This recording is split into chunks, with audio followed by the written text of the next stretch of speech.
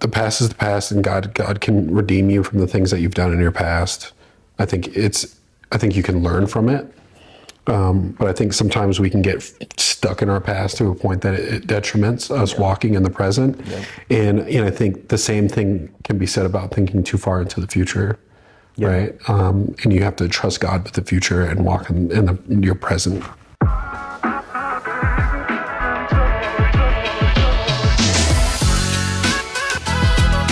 This week, we just kind of want to check in on you. Want to check in on the people. Yeah. I don't know where you're at in your recovery journey, but this episode is just all about checking in. What's going on with you? What's going on with us? How has God worked with us through our recovery? And I certainly want to hear where you are at in your journey, what God has done in your life. Subscribe, do all the things, but certainly if you're watching this, comment and just tell us where God has you right now. Oh, yeah. Yeah, tonight's questions, I work out a lot, and you don't want to jump on the scale every single day. Yeah. You don't want to check in like that every single day, because then you get discouraged. Yeah. I don't see any change. I'm exactly the same as I was yesterday. But every couple months, every 12 weeks is a normal training program. Then you jump in. Then you take your progress photos. Then you jump on the scale and okay, let's see how I was compared to 12 weeks ago. Yeah. And so that's what those questions were tonight for me. Yeah. It's like, do you suffer with the paralysis of analysis? Because if you do, this is the episode for you. Yeah. It's okay to every once in a while to check in, but I think you check in and you move on. Yep. Right. Yep. So with that being said, I'm Lawrence. I'm Jeremy. And this is AfterCare. Yeah, so do you want to talk about the weekend or you want to just jump straight in? Well, one of us couldn't go home and change outfits. We both wore the same shirt tonight, so we can jump into it a little bit. Red Rocks had their first ever men's conference this weekend. We both got T-shirts. Mm-hmm. We both had a good time. The church is jumping out, doing new things that they've never done before, and me personally, I had huge expectations, and they didn't meet the exact expectations, but I'm still so glad that they are going in this direction. Yeah. They are focusing on men. They are doing something that they've never done before, which is encouraging that it's happening, and then I have questions like, okay, well, why has it taken so long? Yeah. And for me in my recovery journey, I'm getting better at doing this, where when I'm critical on someone else, I return and ask the same questions on me. Okay. So you kind of went where I was going to ask you is how do you deal with unmet expectations? Because in recovery, we can have all these grand expectations about the way our recovery is going to go. And generally the way it goes is different than the way we expect it. Right. Yeah. If you were to look at me years ago, I didn't do this at all. But now, through my recovery, I'm realizing I have high expectations, or whenever I have expectations that are met, I ask myself, okay, why did I have those expectations? Why did I have those expectations of them? And do I hold myself to those same expectations? Because I can ask myself the same question. I'm 35 years old. Why have I waited 30 years or long enough to be aware of my shortcomings to work on them? Why was 2 years ago I was perfectly fine with myself, even though I knew I drank and was sexually immoral and had all these triggers? Why did I not change then? Yeah. So whenever I'm critical of someone else, I try to mirror it and ask myself, am I holding myself to the same standard that I'm holding everybody else? Yeah, like what's going on the inside, right? Like, why am I feeling this way? I think that's kind of critical, right? It's certainly in recovery is you start to get into the point of recognizing your emotions kind of as they're happening, and in beginning to ask yourself, well, why Why do I feel what I'm feeling right now? And Where is this coming from? Yeah, and I think that's a question that you have to ultimately have to ask yourself in recovery. Like if I struggle with alcohol abuse, or if I struggle with pornography, right? The times that you want to go have a drink or watch a video that you shouldn't be watching, the best thing that you can ask yourself, if you're really trying to heal yourself from it, I think, is what is happening right now that's making me want to go do this. Yep. And then deal with that problem, because ultimately the drinking, whatever your vice is, you're doing it to try to alleviate something that you're feeling. Something else is going on that's making you run there. Yeah. You're avoiding something to get to some kind of happiness or some kind of satisfaction, right? Yeah. Yep. I think that's good. For me, like for me with the conference, the thing I just want to focus on is like, it was really awesome to be in a room with 1,400 men. Yeah. Yeah. No women in the building. Well, yeah, there were some that were volunteering. But to see that many men show up to worship the Almighty, right? And I think it was really awesome to see some men show emotion and raise their arms during worship. That was really cool. And worshiping all those guys. Yeah, and to hear that many men sing the praises of God, I think is really awesome. I wish we experienced that more during the weekend service experience. And I think it allowed permission. Sometimes I think as men we can like be at church during worship and we just like you kind of look around. You're so worried about what somebody else will think about you when you worship. Yeah. And I've tried to really change that mindset in myself because I love sports. And I've noticed this about me, and now I find myself acting different when I go to sporting events, because I recognized how easy it was for me to jump out of my seat at a basketball game. Yet it's hard, and raise my hands and cheer and root on the home team. But it's hard for me to stand up, and not to stand up and worship in church, because I'll always stand up. But to raise my hands in church and worship God. And it should be way easier to do that than it is to do at a sporting event. And I just think that's a lie of the enemy, is to get you thinking about everything else going on around you, when in that moment you should just be locked in with God the same way you're locked into a sporting event. But I thought that was awesome. I think anytime we can get a bunch of men together, I think that's I think that's super important for the kingdom. Definitely.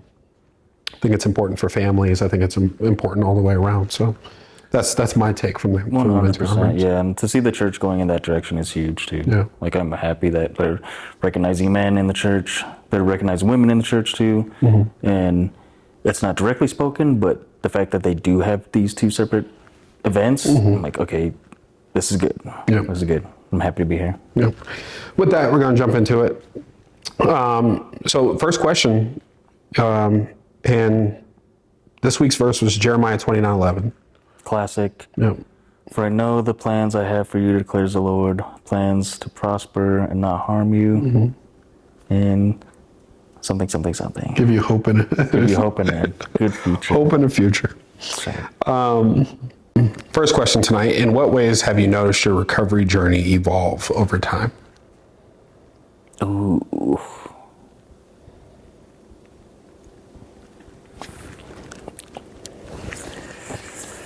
Oh man, this one's. I want to answer like the generic, like, oh, I've been calmer, I've been nicer, I've been more patient, and just Jesus is blessing me, and which are all true. But he's. It's so interesting because,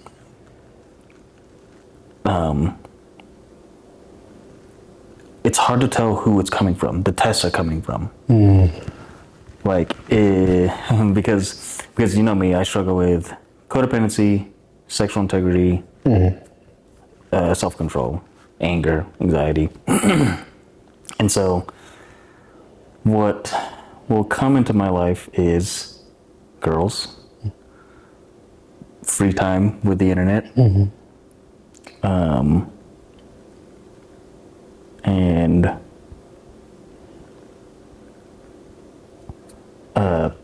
friends or people or my dad who will be passive and unclear and will act in ways that get me triggered. Give me because like I just want to fix stuff all the time, right? And if you're not there, I want to fix it. And so, and it's hard. It's hard to tell who it's exactly coming from, but it's also what the devil meant for bad, God meant for good, right? So in the past month, past 3 months, either women have come into my life and I've had to either be very clear with them, transparent, not passive, and just be honest with who I am and what I'm going through with them instead of react to what I think will make them happy, which is my codependency, right? Yeah. Oh, this girl needs to like me. Why do I even care if this girl likes me? I'm like completely changing myself as a person. So God's been teaching me through relationships with females and just even like my mom and sister and siblings. If my relationship with God is good and I'm acting out of that, then I don't need to worry about everybody else. Yeah. So that's been crazy because like Satan will bring, not Satan, a girl will come into my life and then I'll want to make something happen or like start, like I'll have that feeling to just want to start a relationship again to get that external validation. Yeah. And it's almost like the devil's using it to like trip me up, and God's like, no, you're gonna be good. Yeah. Here's your chance to let me bring this person into your life to show you that you have grown. Yeah. What's interesting about that statement, right, is where you started initially in answering that question, as you said, well, I don't really know where the test is coming from. And then as you were answering the question, you said, Satan, well, no, not Satan. And then, so like almost in your answer, you can see the... You can see me evolving. Yeah, like the evolving and like the ping pong of like your thought process and like what is happening, how is it happening, and where is it coming from? Yeah. Right. And I think that's man. I think I wanted to answer this question one way, but you almost because I think that is a large part of it is. One of the things, a word that came up a lot tonight in our group was the word confusion. And the interesting thing about that is like God is not the author of confusion. Yeah. Which tells you that even in this recovery process, recovery is very much so a spiritual thing. Yeah. Because you have the spirit that's trying to lead you one way, and you have the flesh that's trying to lead you another way.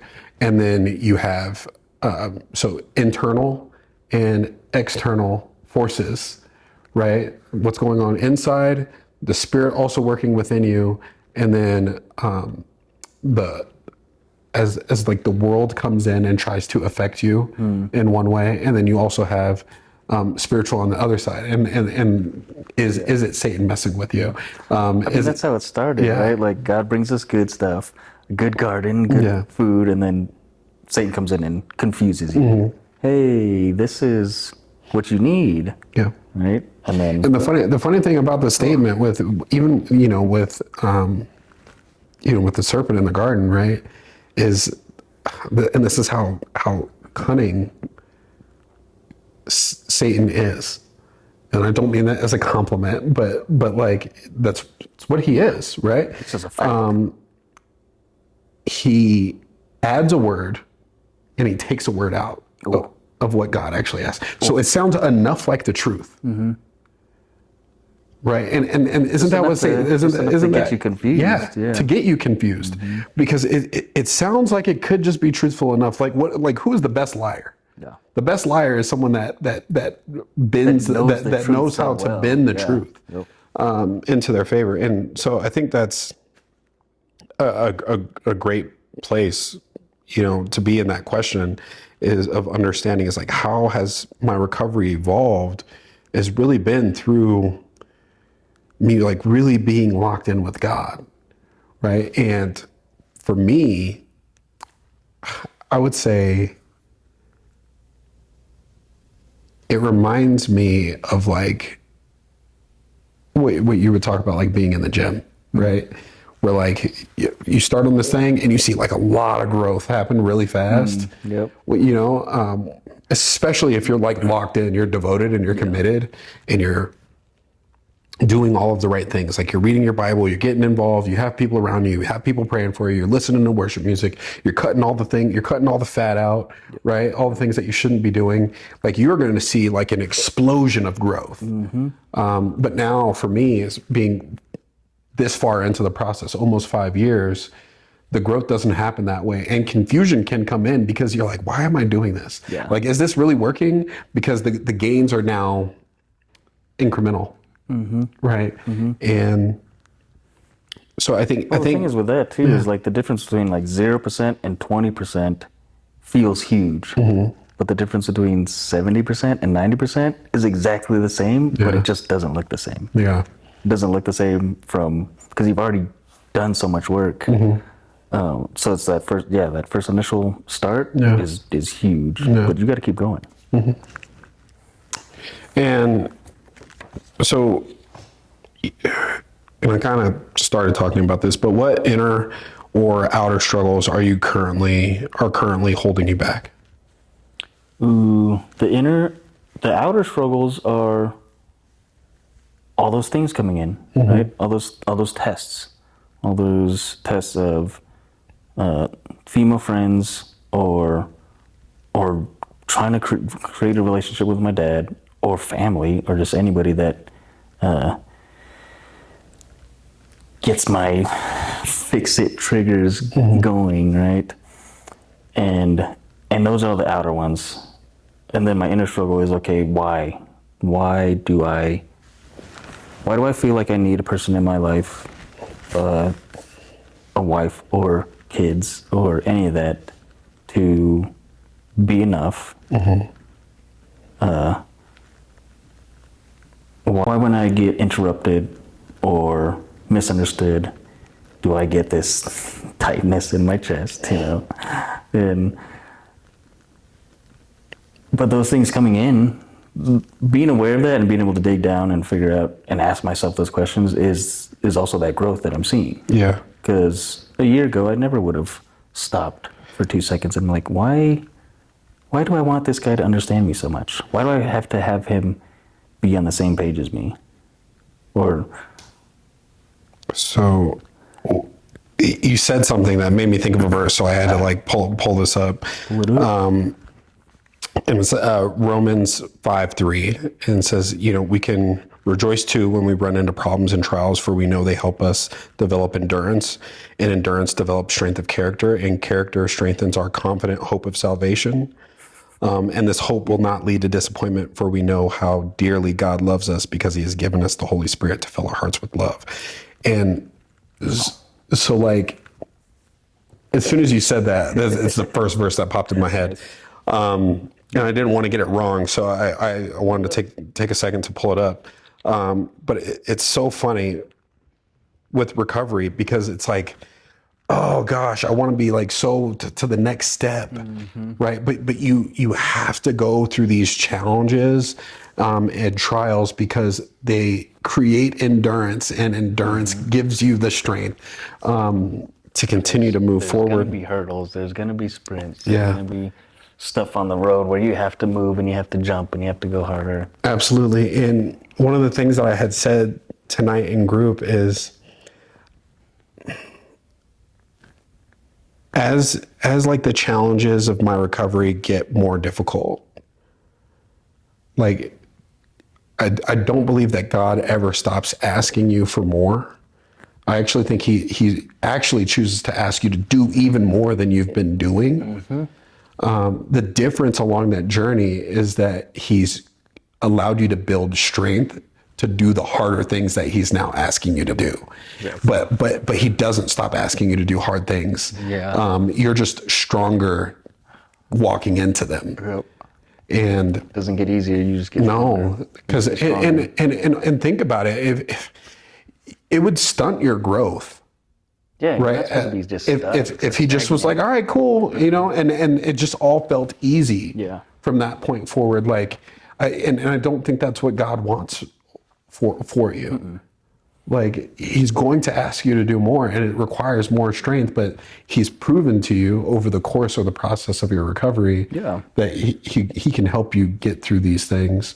So I think, it's just like if I were to train someone and take them to the gym, like, all right, we're gonna get you to a point where you can squat 200 pounds, and then what? As soon as you squat 200 pounds, we're done, and you don't want to ever work out again, and it's over. No, you're strong enough to do 200 pounds. Let's go to, like, I got you to 200 pounds. Now let's get you to 300. Now let's keep going. Like, and so the same with recovery. If your goal is to just not drink for 1 year, or not look at porn for 1 year, that's it? Are you done? You're just going to go right back to sinning again? And it's tricky it's not tricky, it's hard, because we always want to be done, right? And I was going to do a short little rant on the 12 steps, right? Because we're in a 12-step program, and you have views on this, and I have views on this too. And it's a misconception that just because you complete a step doesn't mean that you don't have to do it again. Like, you do 12 steps, and then you got 13 and 14, you got a step, and then you do the steps again. And I compare this to, Paul talks about running the good race. Like, how many steps do you gotta run? You gotta take steps for your entire life until you're dead. Call it laps. Never done. Call it laps instead of steps. Steps. You're running laps. It's a marathon, like you're running it forever. But we get in our mindset, like, okay, when am I going to be done? You're never going to be done. Just enjoy the journey of growth. Enjoy taking the steps. Yeah, God's giving you this life of steps. A stair climber? Is that what it's called? At the gym? Or Stairmaster. The Stairmaster at the gym? Called a bunch of things. Yeah, they just keep coming. Go. They just get, it doesn't, you step from one step, and they just keep coming. Yep. Right? Life. So with that being said, how do you envision God shaping your future through your recovery effort? Ooh, this one's a good one. This might be a whole podcast episode in itself. Oh, well, obviously I still have hopes and dreams. I still want to be a husband and a father. And those are all things. Like, I want to live in the mountains and have a house and all that stuff. But the more that I am getting to know him, the more that I'm recovering and knowing how he sees me, I'm putting less and less, what's the word? I'm depending less and less on that dream happening in order for me to be happy. Yeah.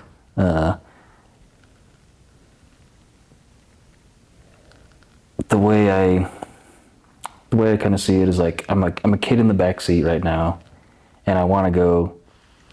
Like, Dad, drive me to the carnival. I want to go to carnival. That sounds awesome. That sounds fun. And he's like, I'll take you where you need to go. Don't worry. Like, I've got good plans for you. We're gonna get there. We'll get there when we get there. And I could sit in the back seat and ask, when is it gonna happen? When am I gonna get? corn dogs and cotton candy, whatever it is. Or I can spend this time in the car with my dad, get to know him, and like, oh, okay, he loves me, and he's going to take me to a place that I don't even know, that I can't even imagine. And then it's like, he's got Disneyland planned or something crazy, something huge, right? But it's past my understanding. So instead of me spending all of my energy saying, God, I need you to do what I know will make me happy, I've been praying a lot. God, put you in that spot. Help me to know me the way that you know me, and help me to know you better,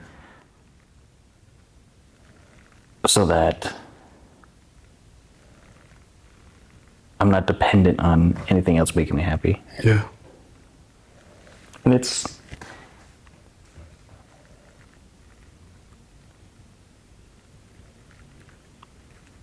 been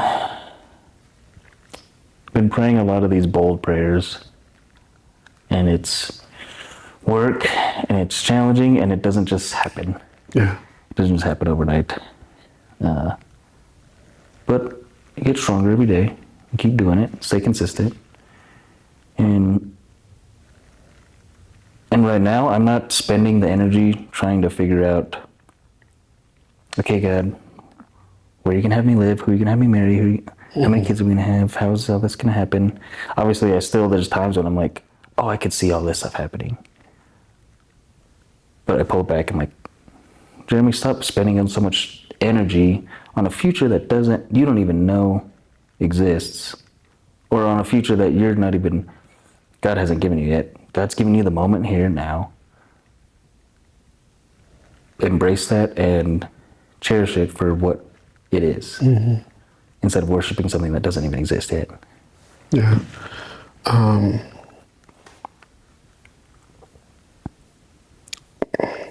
can't think of the exact verse, but I believe Jesus says something along the lines of like, you know, if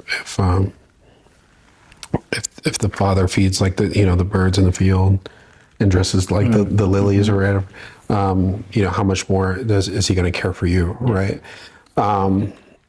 So when I think about just this question, I think it's almost impossible for me to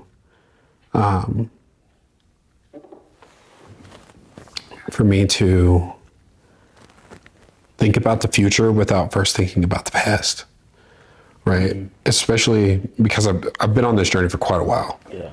Right. So if I think back to 5 years ago,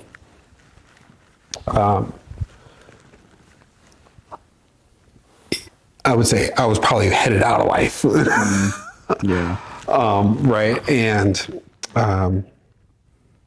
I don't think it's wise to spend too much time thinking about the past or too much time thinking about the future. The past is the past, and God can redeem you from the things that you've done in your past. I think you can learn from it.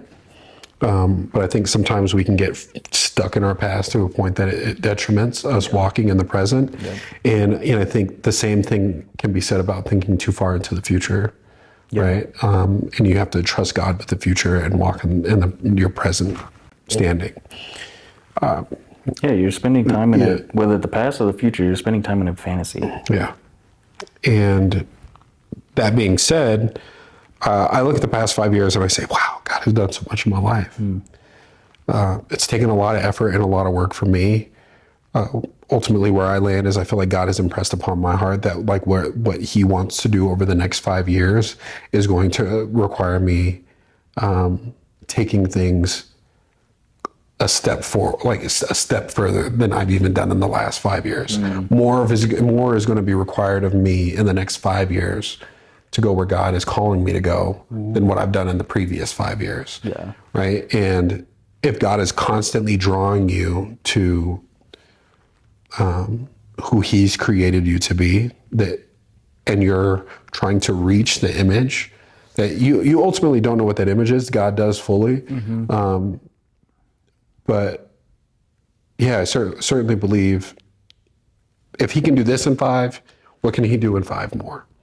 Right. You And can do this in 5 yeah. years when you're not fully surrendered Yeah. in it. What can he do in 5 years when Yeah. you're all in? Yeah. Yeah. And so that's where I've been, and I don't know what the future looks like. I just know that he's asked me to do so much that it's pretty much impossible for the future to be the same as it is right now. Yeah. So with that being said, I just have to trust God in that process. With that, I'd probably just end by sharing a story. We recently heard a sermon where the pastor was talking about what God can do in 5 years. And it's an interesting sermon because I'm almost at the 5-year mark. Yeah. And he talked about 2 people being at the same point in time, and one person making a bunch of decisions going this direction and the other person making decisions going the other direction. And I actually came face to face with this. Oh, yeah? Yeah. I was waiting for my train. When I first started recovery, almost five years ago, I was homeless. A buddy of mine let me stay on his couch. A month later, and this is a month of me like being locked in with God. A month later, I ended up getting an apartment. He ended up in a situation where he ended up staying on my couch after that. Now, throughout this time, like God is doing so much in my life. I'm telling him, hey man, God is doing this. Look, my life has changed. The doors that are opening. I've turned my back on these things. God is giving me freedom, right? I was on fire. The decisions I was making then were having a compound effect on the trajectory of my life over these last 5 years.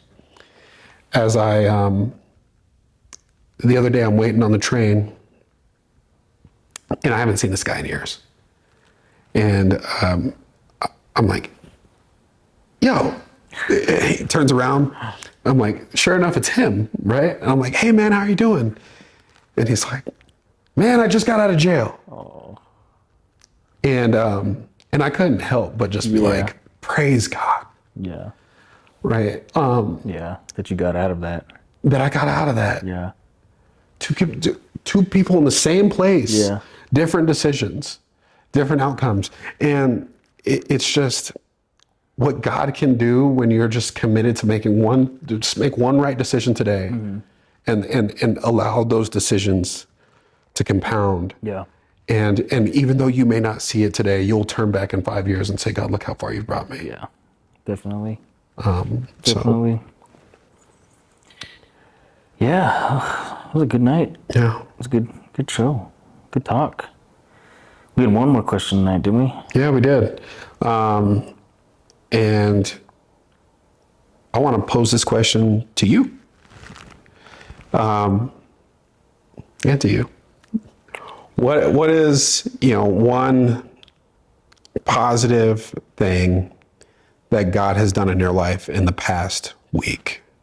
I love that this is one of the questions.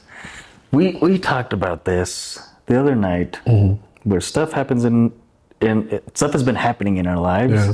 and then there's like a confirmation at church. Yeah. There's confirmation at recover. Yeah. And I'm like, what's going on here? Yeah. Because through my recovery journey, I hate the like unauthentic, just, hey, what's up? How you doing? You good? I'm good. Conversations. So I've been asking people, hey, what made you smile this week? Yeah. Instead of just, you have a good weekend? No, what made you smile this week? But then also ask, and what made you angry? So many people can answer what made them angry like that. Yeah. But what made them smile? I don't know. Something that made me smile though this week, we took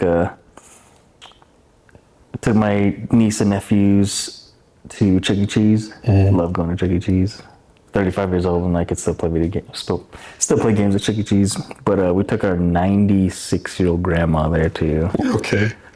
Wow. She, but she, we had her play this little game where you had to like push a button and the basketball shot up, and she was like, "Oh, okay," and then she pushed it and got all freaked out because it like launches super loud, and but she got scared and then laughed and had a good time. So it was cool to just spend time with the family, just see like 96-year-old grandma to 3-year-old.